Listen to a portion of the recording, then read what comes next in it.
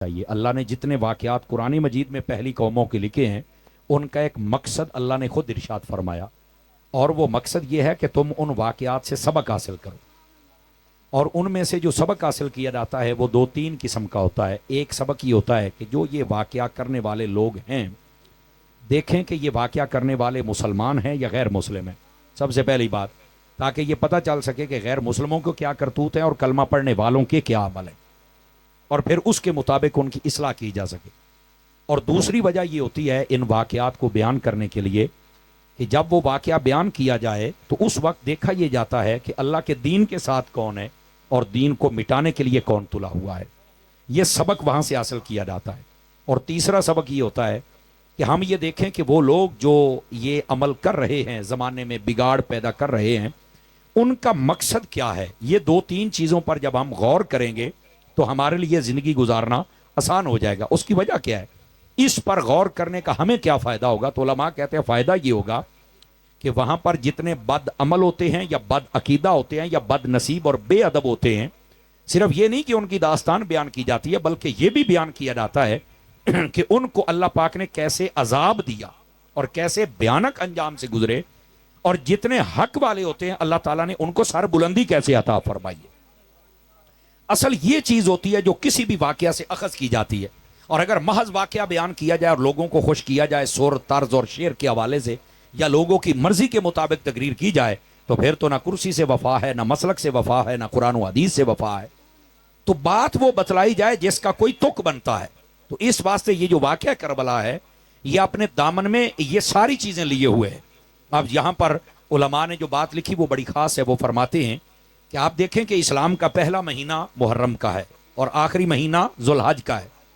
پہلے مہینے میں بھی بڑی عظیم قربانیاں ہیں اور آخری مہینے میں بھی عظیم قربانیاں ہیں۔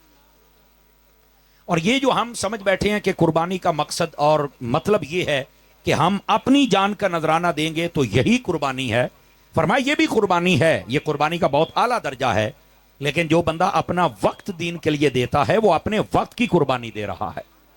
جو بندہ اپنا مال دے رہا ہے وہ اپنے مال کی قربانی دے رہا ہے کہ اس کا مال دین کے لیے لگ رہا ہے۔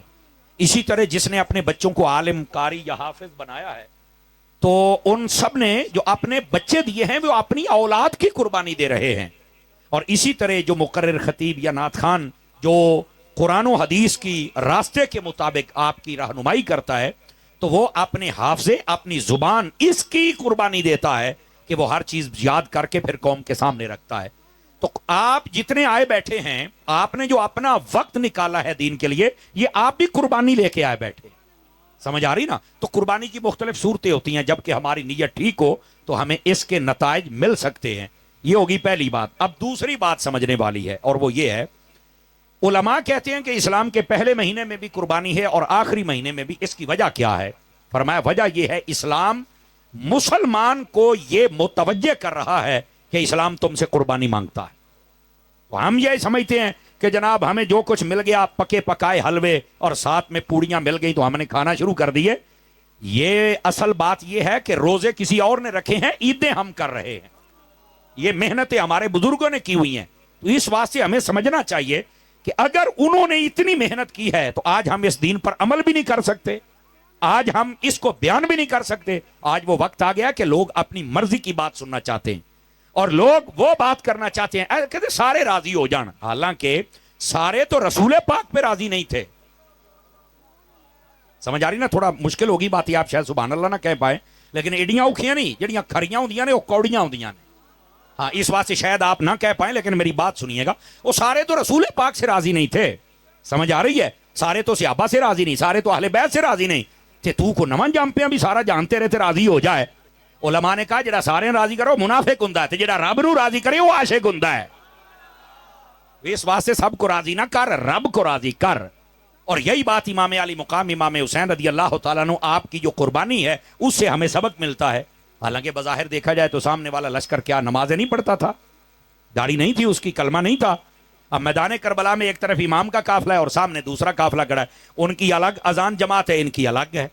اور وہاں پر امام علی مقام نے تو نہیں کہا کلمہ پڑھے اللہ ایک کے رسول ہے کہ کعبہ ایک کے، سارے اکٹھے نے تو اکٹھے ہو جائیے۔ فرمایا نہیں، جب بات حق کی آ جائے گی تو بعد مذہب الگ ہوگا، حق والا الگ ہوگا۔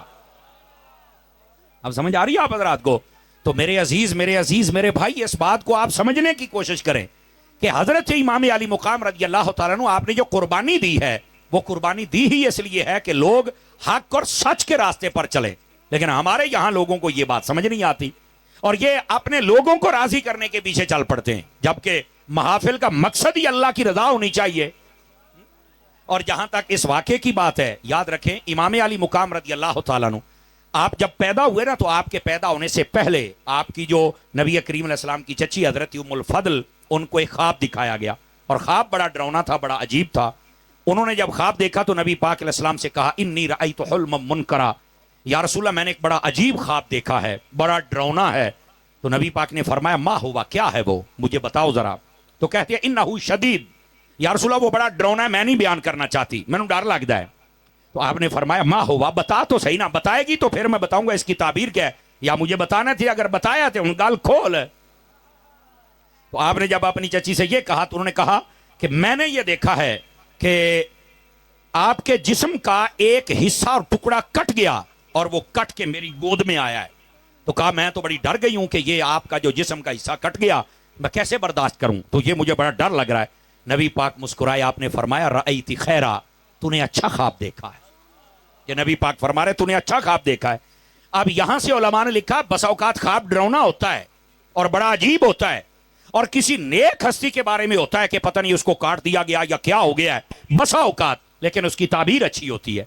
تو نبی پاک صلی اللہ علیہ وسلم آپ سے جب پوچھا گیا کہ حضور اس کی تعبیر کیا ہے، تو رحمت عالم علیہ السلام نے ارشاد فرمایا تالد فاطمہ تو غلاما انشاء اللہ واول فی حجرک، فرمایا کہ اے میری چچی اس خواب کی تعبیر یہ ہے ان قریب میری بیٹی فاطمہ کو اللہ بیٹا دے گا اور وہ سب سے پہلے تیری گود میں آئے گا۔ سمجھ آ رہی؟ نبی پاک علیہ السلام نے فرمایا وہ جو تیری گود میں آئے گا نا میرا نواسا، وہ سمجھ میرے جسم کا ایک ٹکڑا ہے جو دکھایا گیا کہ وہ تیری گود میں آئے گا۔ تو اس کا مطلب یہ ہے جیسے نبی پاک کا جسم پاکیزہ ہے ویسے آنے والے بھی پاکیزہ ہوں گے۔ تو نبی پاک صلی اللہ علیہ وآلہ وسلم آپ کی مبارک یہ جو تعبیر تھی یہ پھر واضح بھی ہوئی کہ حضرت سیدہ کے ہاں پھر حضرت امام حسین پیدا ہوئے تو سب سے پہلے حضرت سیدہ ام الفضل کی گود میں آئے۔ اور یہاں پر رکیے میں ایک بات بھی سمجھا دوں آپ حضرات کو۔ آپ دیکھیں یہ جو جیلم کا جاہل کمرے میں بند کیا ہوا ہے اور وہ وہاں بیٹھ کے بک بک کرتا رہتا ہے، اس نے نا ہمارے بزرگوں کے خلاف ایک محاذ کھولا ہوا ہے، جبکہ وہ اس میں کامیاب نہیں ہو رہا، چونکہ شیطان بندہ کبھی کامیاب نہیں ہو سکتا۔ جدو شیطان نہیں کامیاب ہویا تو شیطان دا منڈا کداں ہو جائے گا؟ ہاں جزاک اللہ عمران بھائی، یہ شیطان نے کہا تھا کہ یا اللہ لأغوینہم اجمعین، میں تیرے بندوں کو گمراہ کروں گا۔ اللہ نے فرمایا الا عبادک منہم المخلصین، جڑے میرے بندے ہونے نے نا، توجہ ہے نا، سمجھ آئی، ان کے تو کبھی بھی اپنا داؤ تیر نہیں چلا سکتا۔ اور یہ شیطان بھی مان گیا سی کہ باقیاں نوں تو میں پھسا لوں گا پر تیرے جڑے بندے نے انہاں نوں میں کچھ نہیں کہہ سکدا۔ تے میں کہ جڑے اللہ دے بندے ہوندے نے وہی ولی ہوندے نے جنہاں دے پیچھے مرزا تو پے گیا، انہاں نوں شیطان ہاتھ کھڑے کر گیا بھی میں انہاں دا کچھ نہیں بگاڑ سکدا، تو تے جمیا بھی نہیں، تو ان ولیوں کا کیسے کچھ بگاڑ سکتا ہے؟ تو یہ قرآنی نکتہ ہے کہ یہ مرزا آج تک یہ کیوں نہیں ولیوں کا کچھ بگاڑ سکا، سوائے اپنی شکل بگاڑ لی اور اپنی نسل بگاڑ لی، ولیوں کا کچھ نہیں بگاڑ سکتا۔ تو یہ خواب بیان کرتا ہے، توجہ میری طرف رہے۔ کشف المحجوب کے اندر داتا صاحب رحمت اللہ علیہ نے خواب لکھا ہے حضرت امام اعظم کے بارے میں، توجہ ہو تو سناؤں آپ حضرات کو۔ تو وہ خواب یہ ہے، امام اعظم نے خواب دیکھا کہ وہ نبی پاک کے جسم کے اعضاء کو اکٹھا کر رہے ہیں، ہڈیاں اکٹھی کر رہے ہیں۔ تو یہ بک بک کرتا دیکھو نہیں خواب دیکھا تواڈے بزرگ تے گستاخ نے نبی پاک دی ہڈیاں، اوئے ہوئے ہوئے ہوئے اے تو گستاخی ہو گئی ہے، تینا تے FIR کرو تے جیل چھٹو۔ میں کیا بلے جے تیرے ورگے سارے محکمے ہوندے نا تو پھر کام ہو گیا سی۔ ابھی محکموں میں کو ممتاز قادری جیسے ہیں، تیرے ورگے چوڑ نہیں، سارے اچھے لوگ بہت سارے موجود ہیں، لیکن جو میں بات کہہ رہا ہوں نا، کیسا بدتمیز اور جاہل اور احمق اور پاگل پرلے درجے کا کہ خواب کے اوپر فتوے لگا رہا ہے۔ تو آپ بتائیں جس بندے کو اتنا شعور اور علم اور ادراک ہی نہ ہو کہ خواب کے اندر بھی کوئی فتویٰ لگتا ہے یا نہیں لگتا، آپ بتائیں وہ بھی دین کا امام ہے اور لوگ اس کو بھی سنتے ہیں۔ اور مجھے سننے والوں پر افسوس ہے، اگر مرزے کو تم نے اپنا کوئی سمجھ لیا نا تو دجال تسی اپنا پیو ہی سمجھنا ہے۔ اس واسطے مرزے کو سننے والے غور کریں، میری بات کو غور سے سنیں اور اگلی بات بھی سنیے تاکہ میں بات سمجھاؤں آپ کو۔ اب امام اعظم نے یہ خواب دیکھا کہ نبی پاک کے جسم کے اعضاء کو اکٹھا کر رہے ہیں۔ اب بجائے اس کے کہ واویلا کیا جائے گستاخی ہو گئی ہے، تو پھر حضرت ام الفضل نے جو خواب دیکھا کہ نبی کا جسم کٹ گیا ہے، کیا ان پر نہیں کو فتویٰ لگتا گستاخی کا؟ اب بات سمجھنے کی انہوں نے بھی خواب ہی دیکھا اور نبی کے بارے میں اور جسم کے بارے میں، امام اعظم نے بھی خواب دیکھا نبی کے بارے میں اور جسم کے بارے میں، یعنی وہ در خواب ہوئے تو نہیں بولیا اور بزرگ خواب دیکھے تو بک بک شروع کر دی۔ یہ اصل میں اندر کا حسد ہوتا ہے نا۔ اب اس کا جواب سنیے۔ اس خواب کی تعبیر تھی کہ امام حسین جلوہ گری فرمائیں گے۔ اب اس امام اعظم کے خواب کی تعبیر کیا ہے؟ اس کی تعبیر یہ ہے، فرمایا کہ امام اعظم نبی پاک کے دین کے مسائل اکٹھے کر کے امت کو عطا فرمائیں گے، اس کی یہ تعبیر تھی، اور امام اعظم نے پھر اکٹھے کیے اور امت کو عطا کیے۔ اصل تعبیر اس کی یہ ہے، لیکن جاہلوں کے امام نے شور مچانا شروع کر دیا۔ اچھا، یہاں پر میں ایک اور خواب بھی بیان کر دوں تاکہ مسئلہ آپ کا حل ہو جائے۔ اگر اس کا چمچہ بیٹھا ہے تو وہ غور سے سن لے میری بات کو۔ بندہ تو ہوں ہی نہیں نا، چمچہ ہوں، اس لیے ناراض نہ ہوا کریں کہ اتاری صاحب انہوں بندہ ہی نہیں سمجھتے۔ اوہ بے تاں اس واسطے سننے والوں تمہارے بلے بھی کک نہیں ہے، لیکن جو سنجیدہ صحیح الفکر سننی بیٹھے ہو، میں آپ کو سمجھا رہا ہوں۔ اور بات یہ ہے، اے جڑا کہندا نا میں ستایا نا کتاباں نوں، میں ماندا چھیاں نوں، آہو آیا کتاباں، تے میں کہ او دے جڑا امام بخاری ہے نا، جے تو زیادہ ناچنا ہے، امام بخاری نے بھی خواب دیکھا تھا کہ میں نبی پاک کے جسم سے مکھیاں اڑا رہا ہوں، میں مکھی نہیں بیٹھنے دے رہا۔ تے میں آکھیا اے اللہ نا جڑا کہنا ہے نا کتاباں نوں، اللہ پیو تے فتوا، اللہ سانوں بھی کو دس۔ ایسے جاہل لوگ ہیں، امام اعظم کی بات آئی تو بکواس شروع کر دی، امام بخاری آئی تو چوپ کر کے بیٹھ۔ کیسا منافق انسان ہے۔ میں صرف آپ کو سمجھا رہا ہوں، یہ شیطانوں کی چالیں ہوتی ہیں کہ جس سے دشمنی ہو نا اس کے خلاف ہی بندہ بک بک کرتا ہے۔ آپ سنیے، حضرت امام بخاری نے جب یہ خواب دیکھا کہ میں نبی پاک کے جسم پر مکھی نہیں بیٹھنے دے رہا، میں اڑا رہا ہوں، تو آپ کو پتا ہے اس کی تعبیر کیا ہے؟ اس کا مطلب یہ نہیں ہے کہ اس نے گستاخی کر دی، خواب دیکھا، خواب ہی گستاخی ہوندی نہیں۔ اصل بات یہ تھی، خواب اس لیے دکھایا گیا کہ یہ نبی پاک کی حدیثوں میں سے جو صحیح نہیں ہیں ان کو الگ کر کے جو صحیح ہیں وہ قوم کو عطا فرمائیں گے۔ اب اس خواب کی تعبیر یہ تھی، یعنی تعبیر کچھ ہے، اس کا جو خواب دکھایا گیا وہ بڑا ڈراؤنا ہے، لیکن خواب پر بھی فتوے لگائے جا رہے ہیں۔ تو میں کہا جڑا ایڈا پاگل ہوئے، اتنا سٹھیا جائے، تو آپ اس بندے کے بارے میں آپ کیا کہہ سکتے ہیں؟ تو یہ ایک بات آئی تو میں نے کہا آپ کی اصلاح کر دی جائے، اللہ کر کے آپ سمجھے بھی صحیح اور اصلاح لیں بھی صحیح۔ اب آ جائیے ذرا اگلی بات آپ کی خدمت میں عرض کروں۔ حضرت سیدنا امام علی مقام امام حسین رضی اللہ تعالی عنہ، آپ جب دنیا میں جلوہ گر ہوئے تو سب سے پہلے امام علی پاک کو نبی پاک علیہ السلام کی گود میں دیا گیا۔ حضرت ام الفضل جن کی گود میں آنا تھا وہی اٹھا کے لے آئیں اور نبی پاک کو پیش کیا، اور نبی کریم علیہ السلام نے کیا فرمایا؟ اذن فی اذنہ، نبی پاک نے ان کے کان میں اذان دی، امام پاک کے کان میں اذان میرے نبی نے دی ہے۔ وتفل فی فمہ، اور امام حسین رضی اللہ تعالی عنہ آپ کو جو گھٹی عطا فرمائی، جنہوں آپ گڑتی کہنے ہیں، وہ بھی میرے نبی نے خود عطا فرمائی ہے۔ اور صرف یہاں تک بات نہیں، فرمایا ودعا لہ، اور پھر امام حسین کے لیے دعا فرمائی، برکت کی میرے آقا کریم علیہ السلام نے۔ وسماہ حسینہ، اور پھر نام حسین رکھا تھا میرے نبی صلی اللہ علیہ وآلہ وسلم نے۔ اور یہاں پر بھی سمجھنے والی بات یہ ہے کہ اذان یہ بچے کے کان میں دی جاتی ہے برکت کے لیے۔ اگر کوئی اذان نہ دے سکے تو اس بچے کے بارے میں یہ نہ کہا جائے کہ تجھے مسلمان ہی نہیں ہوئے، کانے جبان کس نے نہیں دیتی۔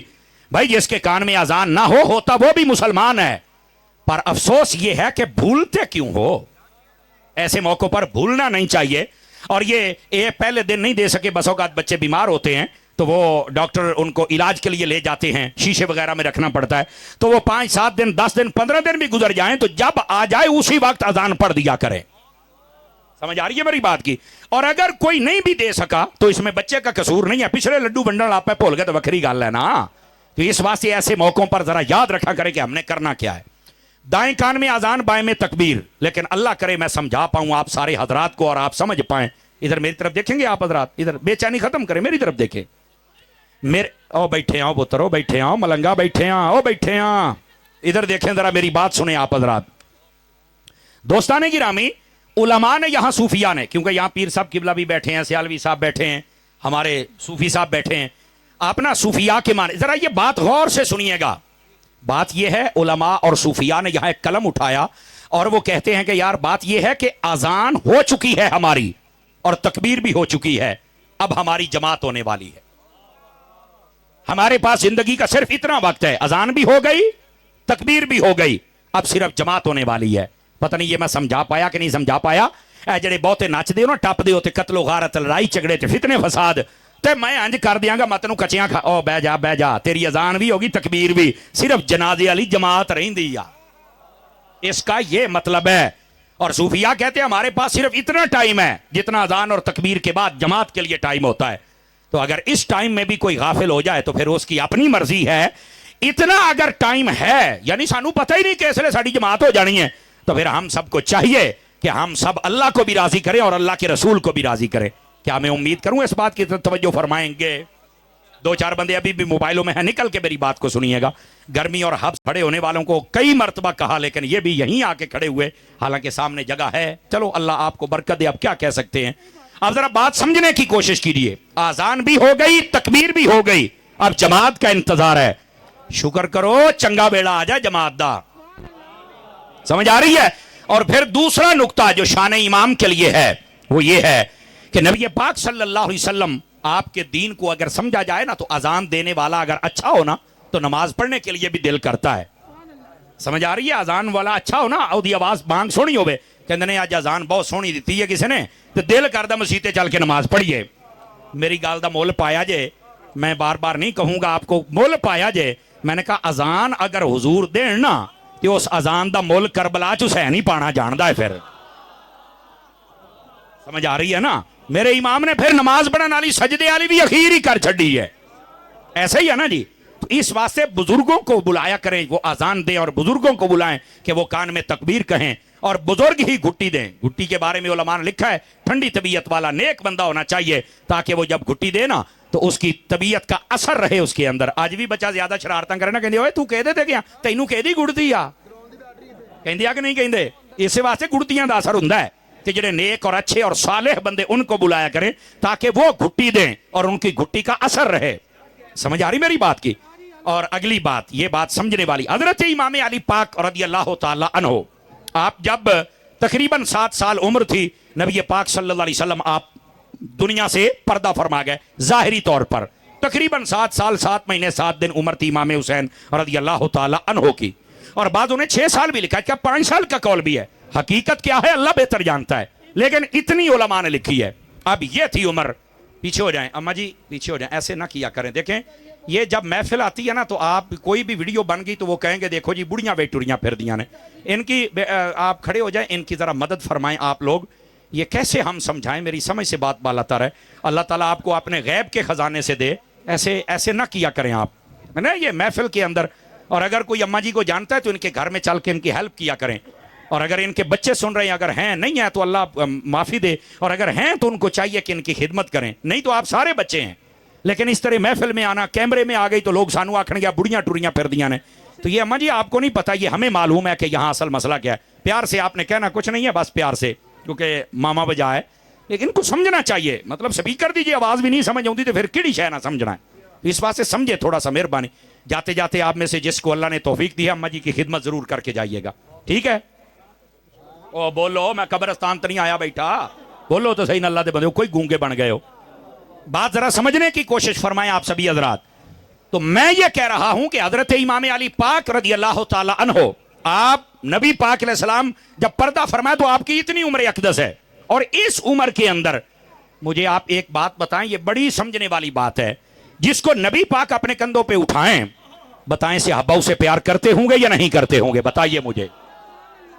بد نصیب ہیں وہ لوگ جو بتاتے ہیں کہ صحابہ کرام نے کچھ نہیں کیا تو امام حسین کے ساتھ یہ ہو گیا وہ ہو گیا.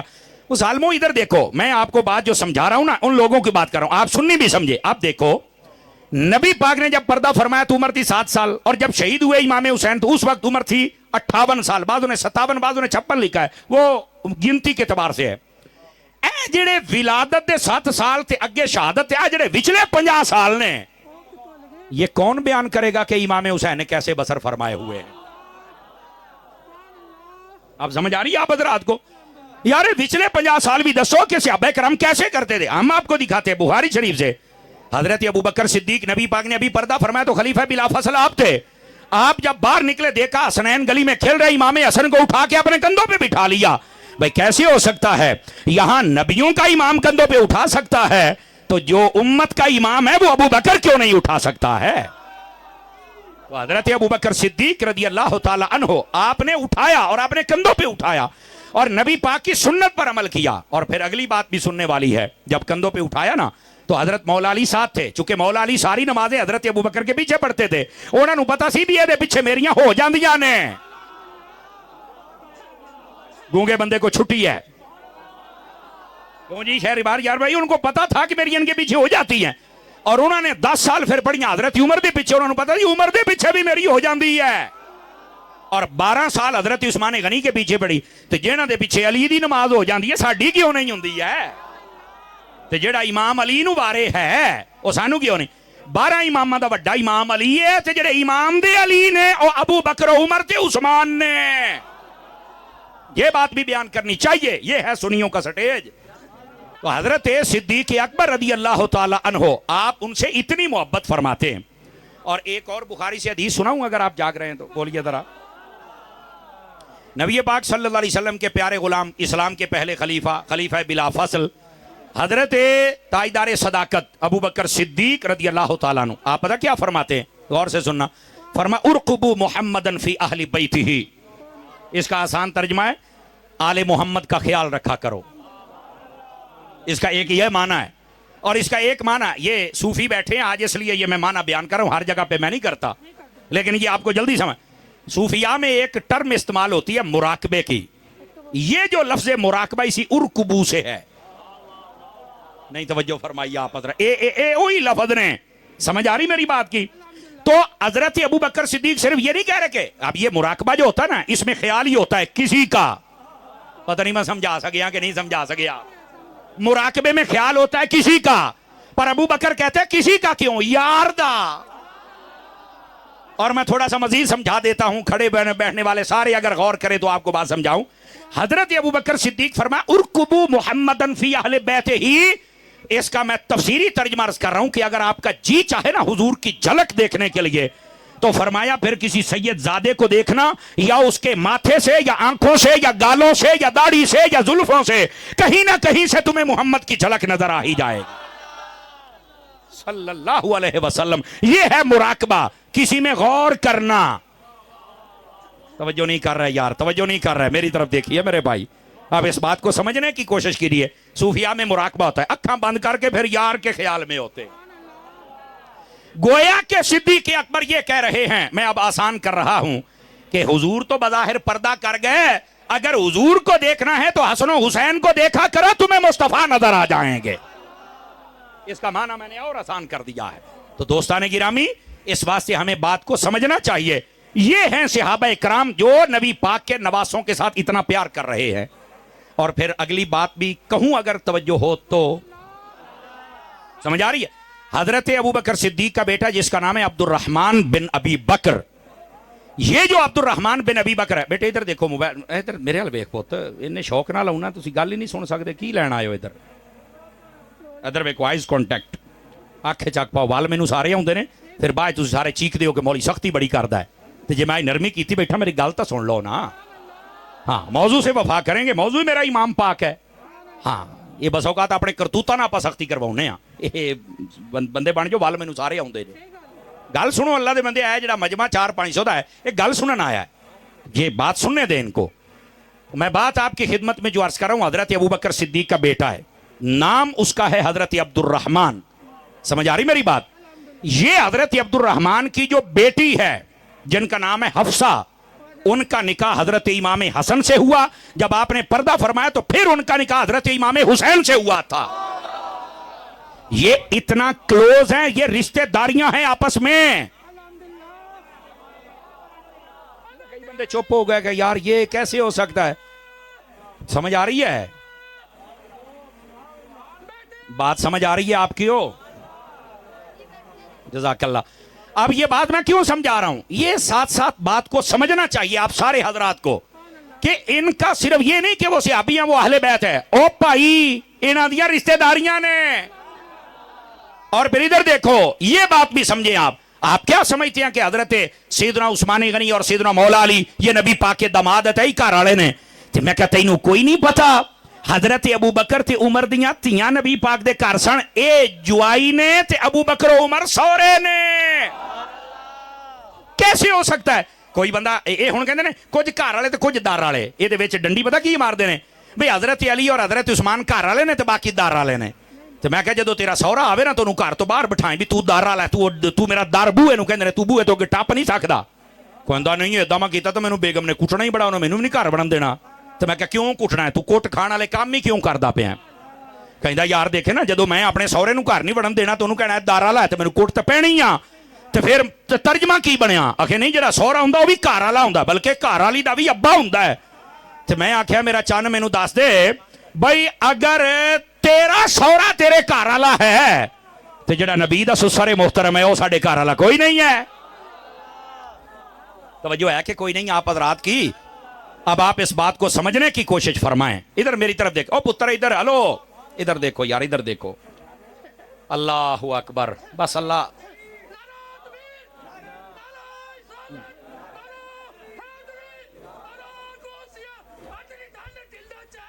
अल्लाह अकबर। आओ बैठे हैं, आओ बाबा बैठे हैं, बोलो जरा सुभान अल्लाह प्यार दे नाल भाई, ऊंची बोलो यार सुभान अल्लाह प्यार दे नाल। अल्लाह अकबर। आप जरा इस बात को समझने की कोशिश कीजिए मेरे अजीज अजीज़ान मोहतशम। अब मेरा जहन काफ़ी मुंतशिर है, मैं आपको सही बता रहा हूँ और समझ आपको आ रही होगी, लेकिन मैं गुफ्तगू को बस वाइंड अप करने वाला हूँ, आपकी जान छोड़ देता हूँ। मेरी बात सुने आप सारे हजरात गौर से। तो हजरत सैयदना अबू बकर सिद्दीक रज़ी अल्लाह तआला अन्हु आप भी घर वाले हैं, समझ आ रही है? और हजरत उमर भी घर वाले हैं, हजरत उस्मान भी घर वाले हैं और हजरत मौला अली भी। समझ आ रही है आप हजरात को? तो गिरामी कदर हजरात ये इनकी रिश्तेदारियां हैं। और यहां एक हदीस सुनिए, मेरे नबी करीम अलैहि सलाम ने इरशाद फरमाया अल्लाह ने मुझे ये सआदत बख्शी है जिनसे मैंने रिश्ता लेना है अल्लाह ने उन्हें भी जन्नती बना दिया और जिनको मैंने देना है अल्लाह ने उन्हें भी जन्नती बना दिया है। यह हदीस शरीफ है। तो इस हदीस के तनाजुर में आप सारा देख सकते हैं। खैर अब थोड़ा सा आगे चलें ताकि मसला आपकी खिदमत में मजीद वाज़ेह कर सकूं, और वो ये है हजरत सैयदना अबू बकर सिद्दीक रज़ी अल्लाह तआला अन्हु आपका रिश्ता मौला अली के साथ पता क्या है? तवज्जो तो सुनाऊं आप हजरात को, इधर वेख्या जे मेरे हाल। 10 हिजरी एक जंग होती है जिसका नाम है जंग मौता, मूता भी पढ़ते हैं। इस जंग के अंदर हजरत मौला अली शेर खुदा मुश्किल कुशा रज़ी अल्लाह तआला अन्हु आपके भाई जिनका नाम है हजरत जाफर, जिनको जाफर तैयार कहते हैं, ये हजरत जाफर तैयार भी गए हुए थे, ये वहां पर हो गए शहीद। अच्छा जब ये शहीद हुए ना तो इनकी जो बेवा थी, यानी बीवी जिसको कहते बाद में बेवा हो गई, वो जो हजरत जाफर तैयार की बीवी बेवा हुई उसका नाम था हजरत अस्मा। क्या नाम था? हजरत अस्मा। ये अस्मा जो थी ये हो गई बेवा, यानी इनके शौहर फौत हो गए। अब ये बेवा होने के बाद अब जाहिर सी बात है शौहर फौत हो गया तो अब कहीं तो निकाह करना था। हजरत अली की ये भाभी हैं जिन्हों आप परजाई कहने हैं। आपको पता है हजरत अली की इस भाभी के साथ फिर निकाह किसने किया था? खुद अबू बकर सिद्दीक ने निकाह फरमाया था।